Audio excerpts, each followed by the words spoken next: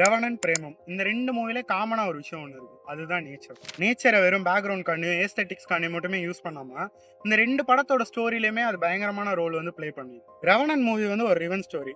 இதுல ஹீரோ பழி வாங்குறதுக்காண்டி போறான் with all his hate and ego. But இயற்கை அவனை சோதிக்குது. ஒரு பெரிய மலை, காடு, பனி, காட்டாறு, ஏன் ஒரு சின்ன புழு கூட. இந்த இயற்கைன்ற ஒரு பெரிய ஃபோர்ஸுக்கு முன்னாடி அவனோட ஹேட்டோ பழி வாங்குற உணர்வோ ஒரு பெரிய விஷயமே இல்லைன்னு சொல்லிட்டு அவனை ரியலைஸ் பண்ணி வச்சுது. இந்த படத்தோட சினிமாட்டோகிராஃபியுமே அந்த மாதிரி தான் இருக்கும். இந்த நேச்சர்ன்ற ஒரு லேண்ட்ஸ்கேப்ல இவன் எவ்வளவு ஒரு சின்ன புள்ளியா தெரியுறான், அந்த மாதிரி தான் சினிமாட்டோகிராஃபியை பண்ணியிருப்பாங்க. பிரேமம் மூவில நேச்சரை டைரக்டா யூஸ் பண்ணலைனாலும் அது அவனோட ஸ்டேஜஸ் ஆஃப் லவ் வந்து ரெப்ரசென்ட் பண்ற மாதிரி இருக்கும். அவனோட ஸ்கூல்ல வந்து பயங்கர இன்டென்ஸா எனர்ஜெட்டிக்கா இருந்தது.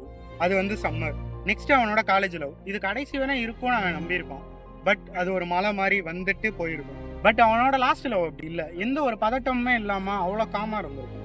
அதுதான் வின்டர். வின்டர் எப்படிடா இந்தியாவில் இருக்கும்னு நீங்க கேட்டீங்கன்னா அதுக்கு ரெஃபரன்ஸாக தான் கிறிஸ்மஸ்ன்ற ஒரு ஃபெஸ்டிவல் வந்து வச்சிருப்பாங்க. இந்த மாதிரி நேச்சர் வந்து டைரக்டா யூஸ் பண்ணாம சீசன்ஸா ரெப்ரசென்ட் பண்ணியிருப்பாரு அல்ஃபோன்ஸ் பட்ரன்.